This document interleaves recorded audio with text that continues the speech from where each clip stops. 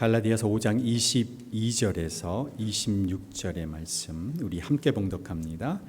그러나 성령의 열매는 사랑과 기쁨과 화평과 인내와 친절과 선함과 신실과 온유와 절제입니다. 이런 것들을 막을 법이 없습니다. 그리스도 예수께 속한 사람은 정욕과 욕망과 함께 자기의 육체를 십자가에 못 박았습니다. 우리가 성령으로 삶을 얻었으니 우리는 성령이 인도해 주심을 따라 살아갑시다. 우리는 잘난 체하거나 서로 의롭게 하거나 질투하거나 하지 않도록 합시다. 아멘. 최근에 기독교 방송 새롭게 하소서의 간증을 시청한 적이 있습니다. 아마 보신 분들도 계시겠는데요.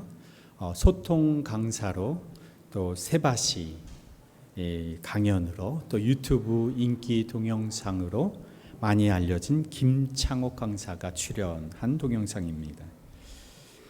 이전에도 여러 번 이분의 동영상을 강연 영상을 본 적이 있는데 참 재치 있고 재미있으면서도 늘 인상적이고 감동적인 부분이 이렇게 있는 강연들이어서 이분이 크리스찬이지 않을까 이렇게 생각을 했었는데, 이전 교회에서 새가족 환영 새가족을 위한 초청 행사에 외부 강사로 이분을 초대한 적이 있었습니다. 그래서 가까이 뵌 적이 있었는데 이때 이분이 자신을 크리스찬이라고 소개를 했었어서 제가 크리스찬인 건 알고 있었지만 이분이 새롭게 하소서에 출연해서 자신의 인생 스토리와 여러 가지 이야기를 한 내용이 참 한번 들어보시면 좋겠다는 생각이 들었습니다.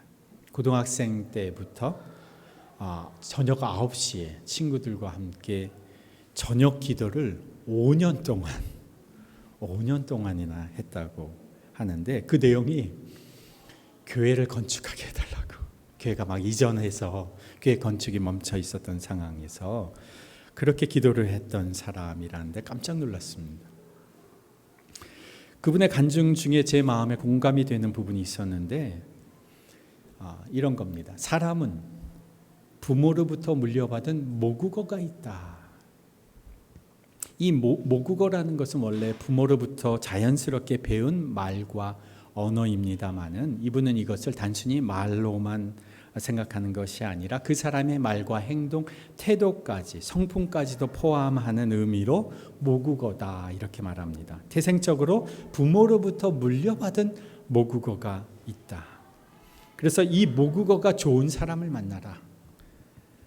그런 사람과 결혼해라 이렇게 말하지. 결혼하기 전에는 말과 태도, 성품 이런 것이 굉장히 나이스해 보이고 멋있어 보이고 친절하고 또 품위 있게 보이는 것 같지만 결혼하게 되면 결국 모국어가 튀어나오게 되어 있는데, 이왕 결혼하려면 아직 기회가 있다면, 대부분 여긴 기회가 없으신데 아직 기회가 있다면 남자든 여자든 모국어가 좋은 사람과 결혼해라.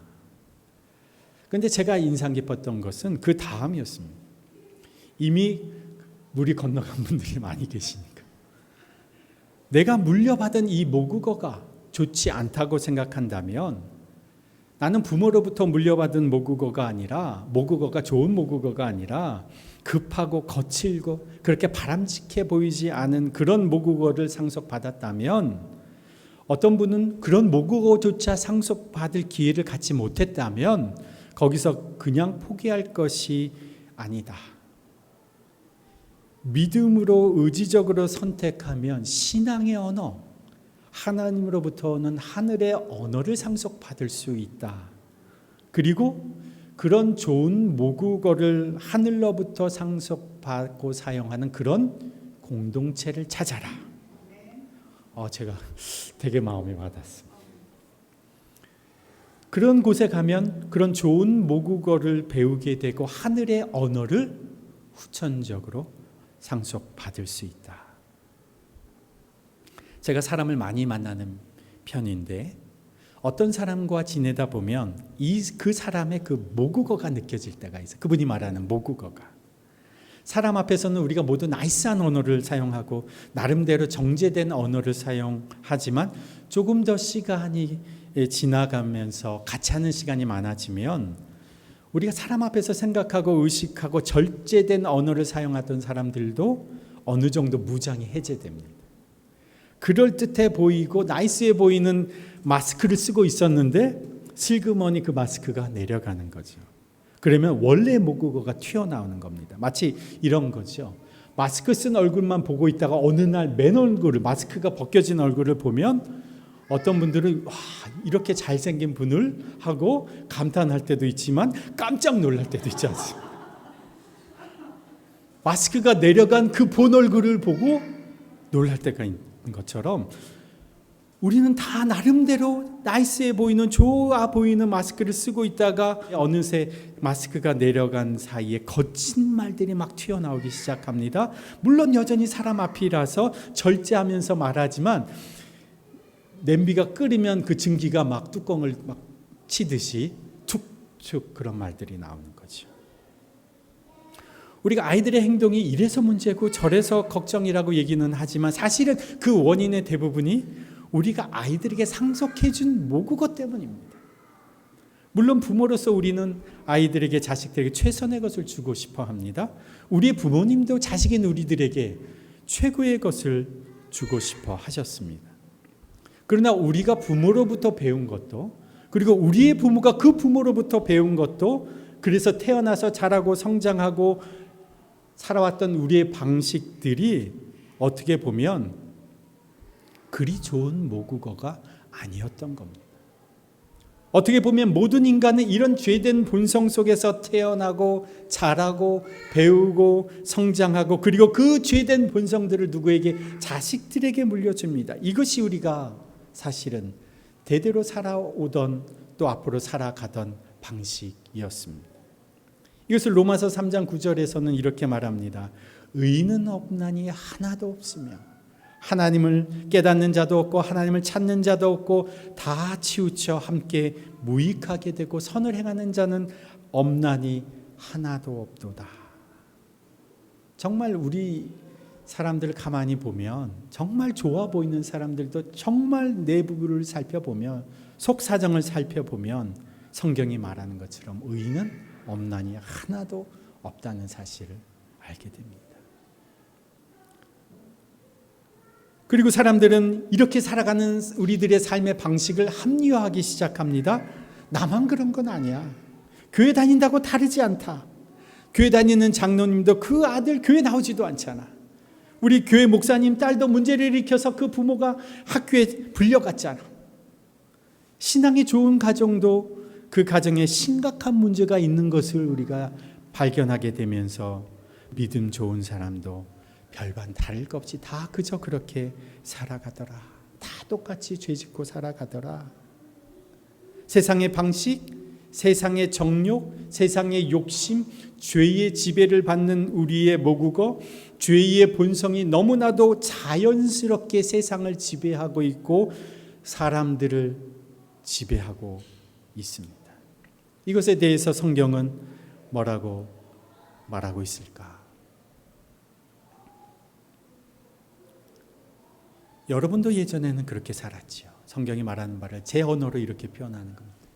여러분도 그전에는 그렇게 살았습니다. 그러나 이제는 그렇게 살아서는 안 됩니다. 언제까지 그렇게 죄 속에서 살면서 죄된 것을 물려주면서 그렇게 살겠습니까? 이제는 새로운 방식, 새로운 모국어를 배워서 살아야 합니다. 제 언어로 성경을 표현한 겁니다. 고린도서서 3장 7절에 이렇게 말씀하시죠. 여러분도 전에 그런 것에 빠져서 살 때에는 그렇게 행동했습니다. 그러나 이제 여러분은 그 모든 것, 우리가 이전에 살던 방식이 이렇게 열거합니다. 분노와 격분과 악의와 회방과 여러분의 입에서 나온 부끄러운 말을 버리십시오. 서로 거짓말을 하지 마십시오. 여러분은 옛사람을 그 행실과 함께 벗어버리고 새 사람을 입으십시오. 이 새 사람은 자기를 창조하신 분의 형상을 따라 끊임없이 새로워져서 참 지식에 이르게 됩니다. 골로새서 3장 7절의 말씀입니다. 이전에 살아가던 우리의 삶의 죄악된 삶의 방식, 죄를 짓고 죄를 물려주며 살아가던 이전의 죄악의 그 모국어 죄된 방식을 골로새서의 말씀은 옛사람이라고 말합니다. 그리고 하나님으로부터 물려받는 새로운 삶의 방식, 이것은 새 사람이다 말합니다. 오늘 우리가 읽은 갈라디아에서도 우리가 살아가던 옛사람의 방식을 이렇게 말합니다. 갈라디아서 5장 19절입니다. 19절에서 21절 함께 읽습니다. 육체의 행실은 환히 드러난 것들입니다. 곧 음행과 더러움과 방탕과 우상숭배와 마술과 원수매줌과 다툼과 시기와 분냄과 분쟁과 분열과 파당과 질투와 술취함과 흥청망청 먹고 마시는 노름과 그와 같은 것들입니다. 내가 전에도 여러분에게 경고하였지만 이제 또다시 경고합니다. 이런 짓을 하는 사람들은 하나님의 나라를 상속받지 못할 것입니다. 골로새서에서 옛사람의 방식과 새 사람의 삶의 방식이 있다고 말한다면 이 갈라디아에서는 이것을 육체의 욕망을 따라가는 삶의 방식과 성령을 따라가는 삶의 방식으로 이렇게 구분합니다. 육체의 욕망을 따라 살아가는 삶의 방식이 너무나도 분명하게 드러나 있지 않습니까? 지금 우리가 있는 이 새 번역 성경이 조금 더 우리의 마음에 와닿게 이 상황을 표현하고 있습니다. 이전에 개역 개정의 본문을 읽어보면 사람들이 다 이렇게 이거는 나와 상관없어. 나와 상관없는 일이야 이렇게 느낍니다. 그런데 여기 이 본문을 읽어보면 이건 우리의 이야기입니다. 16절에서 18절의 말씀도 제가 읽어드립니다. 내가 또 말합니다. 여러분은 성령께서 인도하여 주시는 대로 살아가십시오. 그러면 육체의 욕망을 채우려 하지 않을 것입니다. 육체의 욕망은 성령을 거스르고 성령이 바라시는 것은 육체를 거스립니다. 이 둘이 서로 적대 관계에 있으므로 여러분은 자기가 원하는 일을 할 수 없게 됩니다. 그런데 여러분이 성령의 인도하심을 따라 살아가면 율법 아래에 있는 것이 아닙니다. 이전에 살아가던 우리의 삶의 방식과는 다른 새로운 방식이 우리 가운데 있다는 겁니다. 하나님으로부터 물려받은 하나님 나라의 방식, 삶의 방식, 하나님 아버지에게서 물려받는 하늘의 모국어, 하늘의 성품이 있다는 겁니다. 이 하나님 나라 방식으로 살아가는, 이 새 사람으로 살아가는, 성령을 따라 살아가는 이 방식을 실제로 우리 가운데 보여주신 분이 예수 그리스도십니다. 어떻게 하나님 나라 방식으로 살아갈 수 있는가를 우리 가운데 직접 보여주신 분이 예수님이라는 겁니다. 그래서 종교는 죽은 언어를 말하지만 신앙은 죽은 언어를 말하지 않습니다. 산 언어를 말합니다. 실제로 하늘 방식대로 살고 그 방식을 보여주신 그 예수 그리스도를 바라보는 자, 그 예수 그리스도를 따르는 자는 그 성품, 태도, 언어, 방식이 바로 하늘의 방식을 배울 수 있게 되는 겁니다.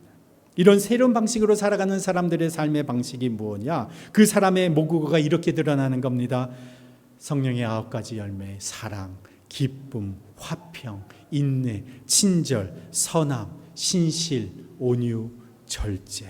이런 하늘의 방식, 새 사람의 삶의 방식, 하늘로부터 상속받는 이 모국어를 얻기 위해서 그러면 우리는 어떻게 해야 하는가?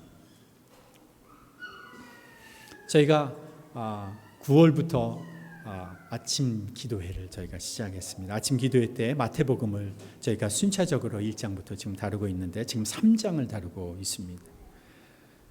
3장에 보면 많은 사람들이 세례 요한에게 몰려듭니다. 세례를 받기 위해서 세례 요한에게 군중들이 막 몰려가기 시작합니다. 그때 세례 요한이 이렇게 사람들에게 말합니다. 나는 여러분에게 회개시키려고 물로 세례를 주지만 내 뒤에 오시는 분은 너희에게 성령과 불로 세례를 주실 것이다. 나는 물 세례를 주는 사람이지만 예수님은 성령 세례를 주시는 분이시다. 물 세례와 대비되도록 일부러 거기에 불이라는 단어가 들어있습니다. 성령과 불로 세례를 주시는 분이시다. 예수님이 성령으로 세례를 주시는 분이시다. 물 세례를 통하여 우리는 의지적으로 신앙을 선택하는 겁니다. 지난주 우리가 세례식이 있었습니다마는 저희가 언젠간 이제 침례를 주게 될 겁니다. 그러면 침례를 줄 때 물속에 온몸이 잠기면서 나는 죽었다라고 하는 사실을 의지적으로 공개적으로 믿음으로 선언하는 겁니다. 그러고 나면 물속에서 죽고 나면 물속에서 다시 건져질 때는 새롭게 태어나는 것인데, 이렇게 태어나는 것은 물로 죽었다가 거기에선 불로 새롭게 돼요. 불이라고 하는 것은 성령이 임하실 때의 모습을 형상화하는 이미지인데, 모든 더러운 것, 모든 죄된 것들을 다 태우는 것이 불입니다. 불로 다 태우시고 우리를 물에서 건져질 때에 하늘의 사람으로 새롭게 태어나게 하시는 것, 이것이 하늘로부터 새롭게 태어나는 것, 이것을 우리 신학적인 용어로 중생이라고 말하는 겁니다. 이것이 다른 말로 하면 성령의 세례입니다. 처음 성령을 모셔드리는 것, 이것이 우리가 이 땅에 살아가면서도 하늘의 방식으로 살아갈 수 있게 해주는 원리입니다. 우리는 이전에 늘 죄된 방식으로 죄악된 것을 물려주면서 살아갔는데, 그러던 우리가 성령을 받고 성령의 인도하심을 따라 살게 되면 우리는 하늘의 방식으로 태어난 것이기 때문에 하늘의 방식을 따르게 되고 하늘의 모국어를 자녀들에게 물려줄 수 있는 사람이 되는 겁니다. 이런 하늘의 방식을 따르는 사람들이 모인 공동체가 바로 교회 공동체입니다. 우리가 예수님을 아십니까?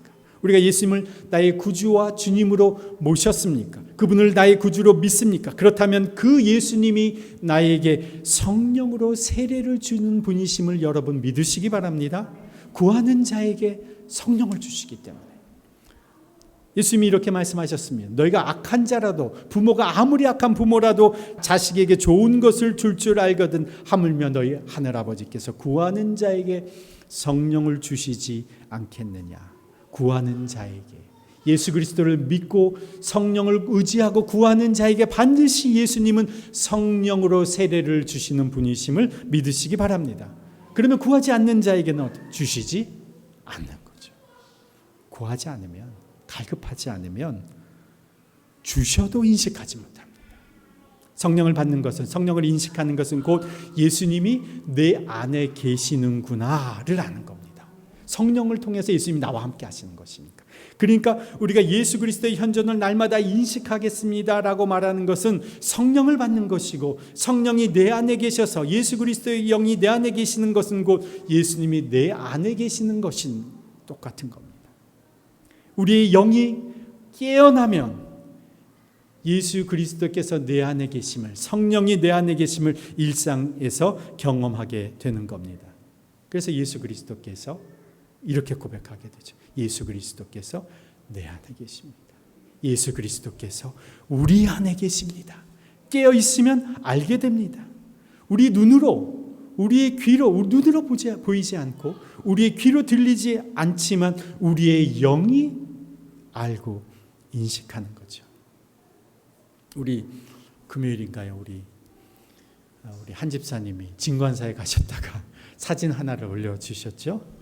제가 쓴 건 아닙니다만은 아마 절에서 쓰신 것 같아요. 그죠?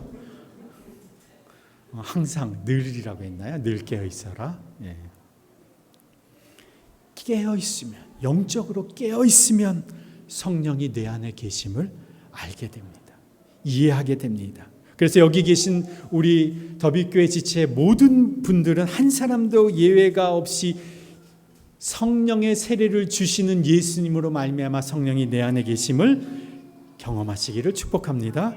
그렇게 해야 예수님이 내 안에 계시다고 하는 사실을 인식할 수가 있게 됩니다. 그렇게 해야 하늘의 방식으로 이제 살아갈 수가 있게 됩니다. 하늘의 모국어를 배울 수 있게 됩니다. 하늘의 방식으로, 하늘의 모국어로 살아가는 사람들의 삶의 방식이 아까 언급해드렸던 사랑, 성령의 9가지 열매, 사랑, 기쁨, 평화, 요거 이 3가지는 우리 내면에 맺히는 열매고, 그리고 인내와 친절과 선함, 이 3가지는 관계에서 맺히는 열매입니다. 제가 사랑, 기쁨, 평화, 인내, 이 4가지는 제가 이전에 이미 다뤘습니다. 예, 다뤘어요. 제가 시리즈로 쭉 이어서 붙여서 설교는 하진 않았지만 하나씩 제가 다뤘습니다. 이전 설교를 한번 참고하시면 되겠고, 오늘 좀 더 생각해 볼 것이 친절입니다. 친절. 개역 성경에서는 이거를 뭐라고 썼냐면 자비라고 썼습니다. 자비라는 단어는 요즘에 거의 사용하지 않는 단어이다 보니까 이 단어를 요즘에 사용하는 가장 적합한 단어로 친절이라는 단어로 바꾸었습니다. 자비라고 하는 단어는 아직 불교에서는 많이 쓰는 단어이기도 하지요. 이 친절이라고 쓰여진 단어가 지금 여기에서는 명사로 쓰였습니다. 명사, 친절, 명사형으로 쓰였는데 이 단어의 원형은 이 원래의 동사는 이 명사로는 크레스토테스라고 하는 헬라어인데 이 원형은 크레오마이라고 하는 동사예요. 이 뜻은 필요한 것을 공급하다, 주어진 방식대로 사람을 대하다 이런 뜻입니다. 그러니까 친절하다라고 하는 그 기본적인 단어의 뜻이 뭐냐면 사람을 그대로 받아들이는 것, 용납하는 겁니다. 친절이래. 여기 친절이라고 하는 이 단어의 기본적인 뜻은 용납하는 겁니다. 특별히 사람을 용납하는 거죠. 그런데 우리가 흔히 저지르는 실수가 무엇인지 아십니까? 모든 사람한테는 다 친절한데 누구한테 엄합니까? 제일 가까운 사람. 모든 사람한테는 친절한데 아내한테만 엄하고, 모든 사람한테는 다 상냥한데 남편한테만 무뚝뚝한 거죠. 자식에게만, 가족에게만, 가장 가까운 사람을 용납하지 않습니다. 우리는 누구를 용납해 주며 살아가야 하는가? 먼저는 가장 가까운 사람을 용납하고 살아가야 하는 거죠. 그래서 누구에게 가장 친절해야 하는가? 가장 가까운 사람에게 친절해야 한다. 남성분들 중에, 성인 남성분들 중에 많은 분들이 다른 사람들에게 인정받는 것에 대해서 굉장히 민감합니다. 직장에서, 회사에서, 사업에서, 학교에서, 관계에서 사람들에게 인정받고 싶어 합니다. 칭찬받고 싶어 합니다. 어쩔 때는 지나칠 정도로 과도하게 인정받고 싶어 합니다. 저도 남자니까 예외는 아닙니다.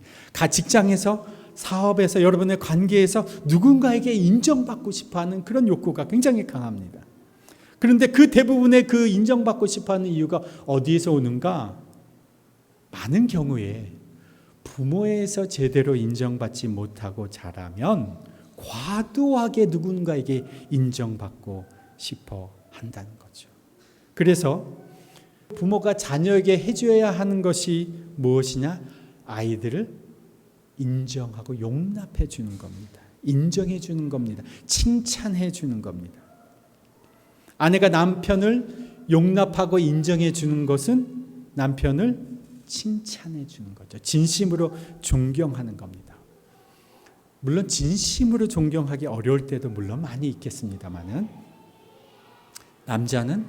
남편은 자기 아내가, 남자는 자기 여자친구가 자기를 진정으로 존경하는지 그렇지 않는지를 본능적으로 합니다. 말은 안 하지만. 남편이 아내가 자기를 존경하고 진정으로 존중해 지는지를 본능적으로 알아요. 그러니까 남편이 아내를, 남자가 여자가 남자를 진정으로 용납해주고 인정해주는 것이 무엇으로 드러나는가? 친절로 드러난다는 거죠. 그래서 사람들은 자기를 인정해주고 자기를 용납해주는 사람을 찾습니다. 남자들은 자기를 인정해주고 용납해주는 사람에게 충성을 다합니다. 힘을 다해서 그 사람을 위해서 목숨을 바칩니다. 그런데 문제는 우리가 살아가는 이 세상은 나를 인정해주고 나를 용납해주는 그런 사람을 찾기가 쉽지가 않다는 거예요. 여러분 한번 주의를 한번 생각을 해보세요. 여러분을 진정으로 인정해주고 여러분을 용납해주는 그런 사람을 찾기가 힘든 시대가 됐습니다. 여러분의 민낯을 드러내도 슬리퍼를 질질 끌고 가서 허물없이 만나자고 해도 나를 만나줄 그럴 사람이 여러분 주위에 있습니까? 불쑥 갑자기 전화해서 커피 한 잔 사라고, 밥 한 끼 사라고 여러분이 해도 될 만큼 그런 허물없는 사이가 여러분 주위에 있습니까? 내가 잠옷바람으로 화장이 다 지워진 얼굴로 찾아가도 나를 아무런 거리낌 없이 대해줄 수 있는 그런 친구들이 여러분에게 있습니까?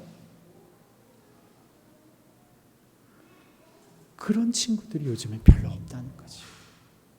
아내, 남편, 가족, 자식 이런 사람들마저 나를 용납해 주지 않고 나를 잘 인정해 주지 않는 그런 시대를 우리가 살아가고 있다는 거죠. 이렇게 우리는 정말 외롭고 때로는 고통스러운 그런 순간들을 경험하며 살아가고 있는데, 그런 나를 있는 그대로 받아주는 분이 있습니다. 내가 전혀 그분과 상관없이 살아왔고, 그분이 원하는 바는 정반대로 살아왔고, 그분의 존재조차도 믿지 않았고 인정하지 않고 살아왔는데도 그분은 나를 외면하지 않고 모른 채 하지 않고 묵묵히 나를 받아주시는 분이 계십니다. 나를 대신해서 채찍을 맞으셨고, 나를 대신해서 모욕과 저주를 받으셨고, 나를 대신해서 죄의 처벌과 대가를 그 십자가에서 치러주신 분이 계십니다. 누가 그것을 해달라고 했습니까? 내가 언제 그것이 필요하다고 했나요?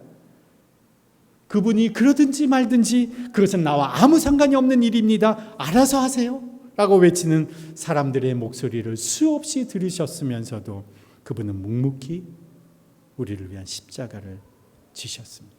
우리를 하나님께 영원히 용납받는 존재로 만드시려고 우리를 위한 고난의 길, 십자가와 죽음의 길을 가셨습니다. 그 십자가에서 우리와 틀어져 버렸던 하나님과의 관계를 회복시켜 주셔서 우리는 예수 그리스도의 그 고귀하신 피로 말미암아 하나님께 우리는 용납받는 존재가 되었습니다. 여러분이 남을 용납하는 데 있어서, 여러분이 친절한 사람으로 그 사람들을 있는 그대로 용납해 주는 사람으로 살아가는데 가장 중요한 것이 무엇인지 아십니까? 내가 이미 용납받았다고 하는 사실을 아는 것입니다. 그것을 인정하는 겁니다.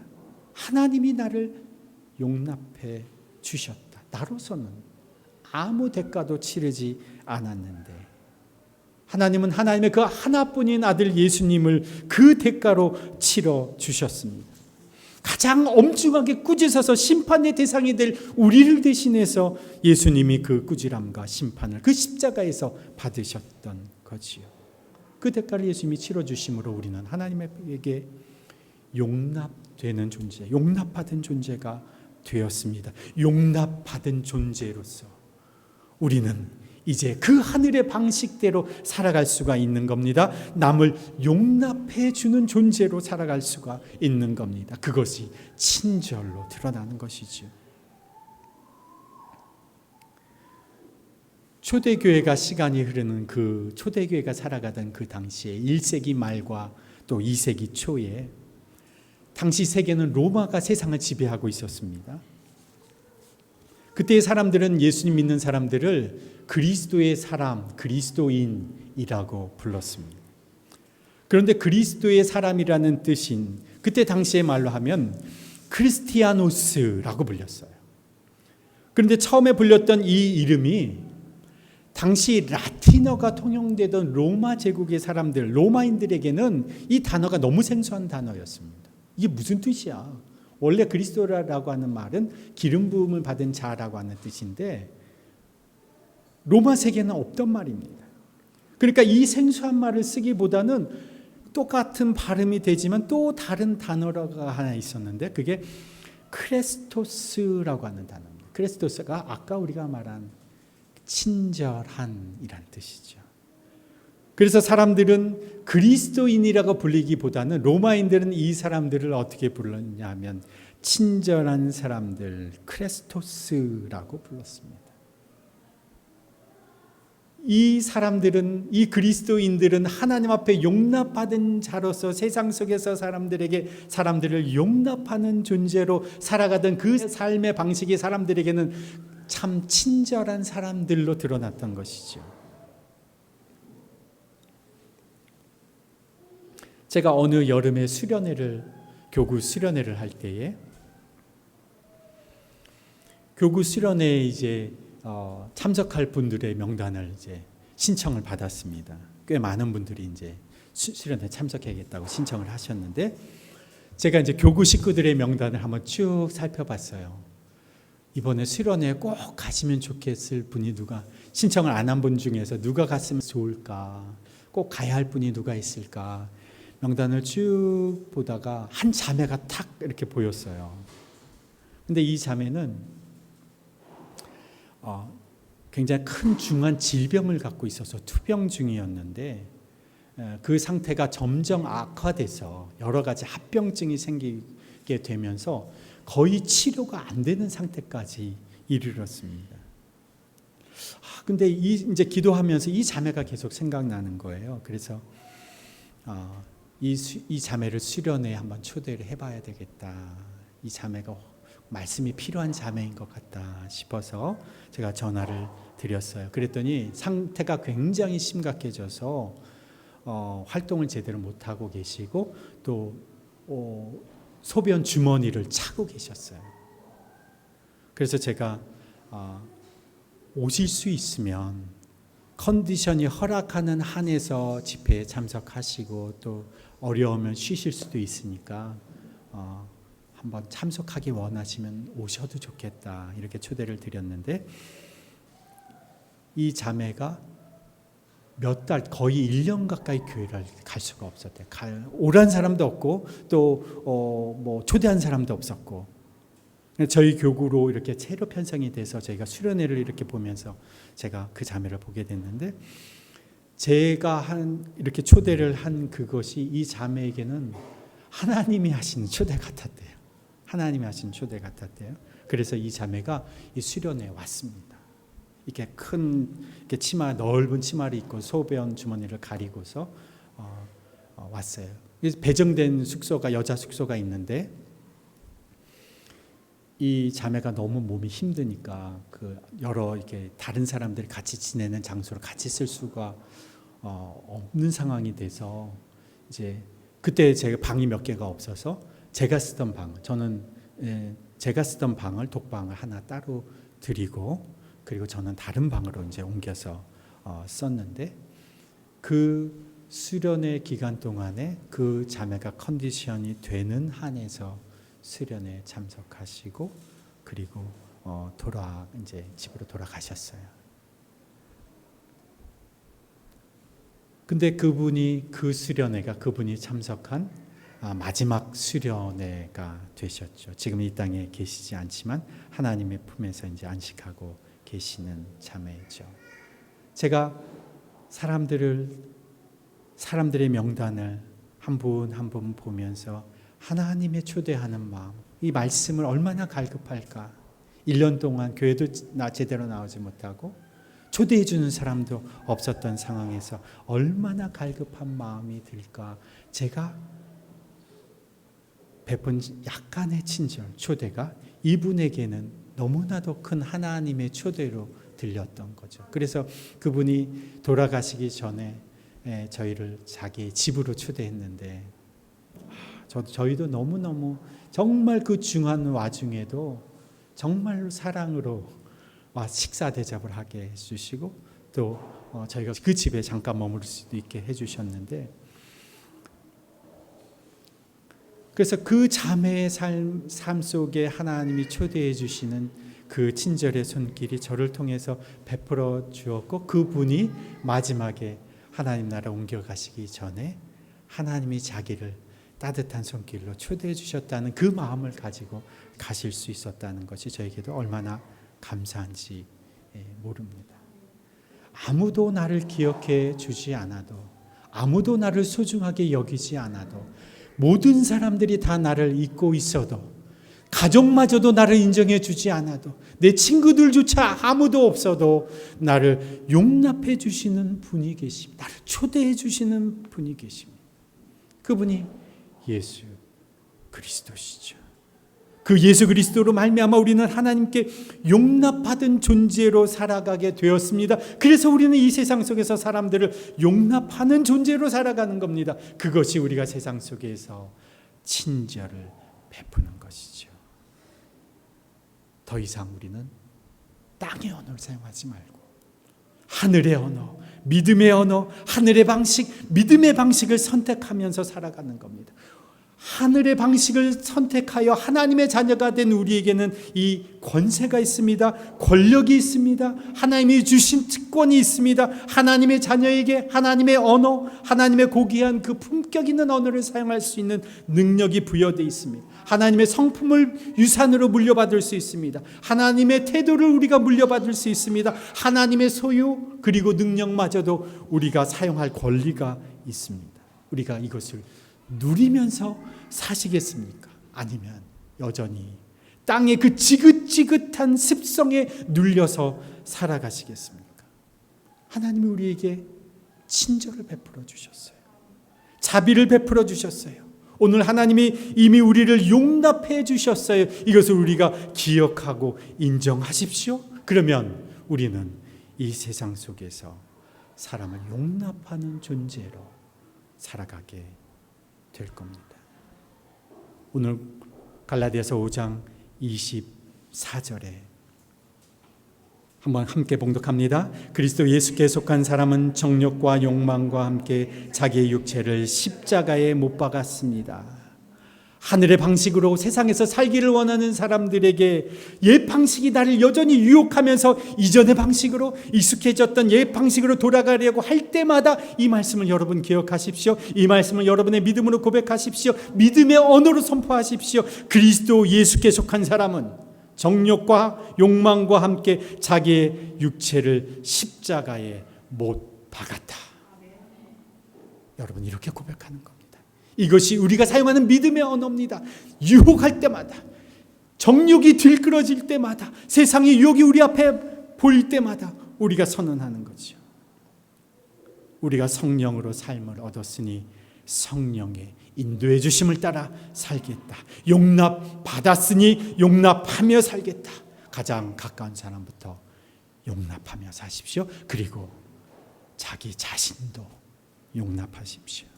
그러면 여러분은 땅에서 하늘의 방식을 누리며 살게 될 것입니다.